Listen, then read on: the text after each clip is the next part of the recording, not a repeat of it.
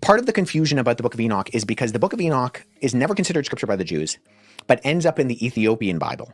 And part of Ethiopian Bible. Yeah, so the Ethiopian Orthodox Church has is like is a wing of, you have these different sort of overarching denominations of Christendom. You have today Protestants, Eastern Orthodox, Coptic, Roman Catholic, and then the Ethiopian Church. And the Ethiopian Church, we know that around the 4th century, missionaries from Syria went down to what then was referred to as the Kingdom of Aksum, which is in modern-day Ethiopia, and they brought with them a whole host of literature.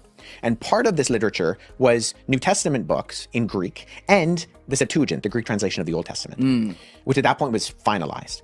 And the Ethiopian Church took all of this literature, which included literature that nobody considered scripture at the time, and they appeared to have just been non-discretionary and included everything. So all of the debates that were happening in the Latin West and the Greek East about what was and wasn't scripture, they looked at that and they said, we're not really interested in that. We'll just take everything.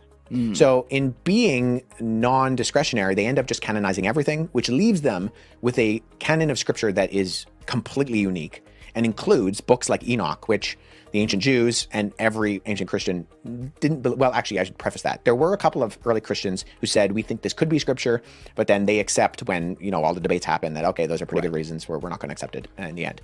And so I don't know where the idea came from, but there is definitely a prevailing myth on the internet that the Ethiopian Bible is the oldest Bible.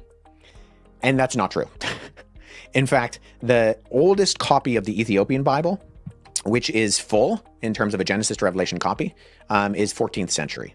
So it's a long, long time after. Shit. But there's a lot of talk online about Enoch, and particularly the copy of Enoch that is in the Ethiopian Bible, and that, that's actually reflective of the original Bible because the Ethiopian Bible is the oldest. I don't know how that myth started. It's patently untrue. But what ends up being what we call the Book of Enoch ends up in its final form in the Ethiopic canon.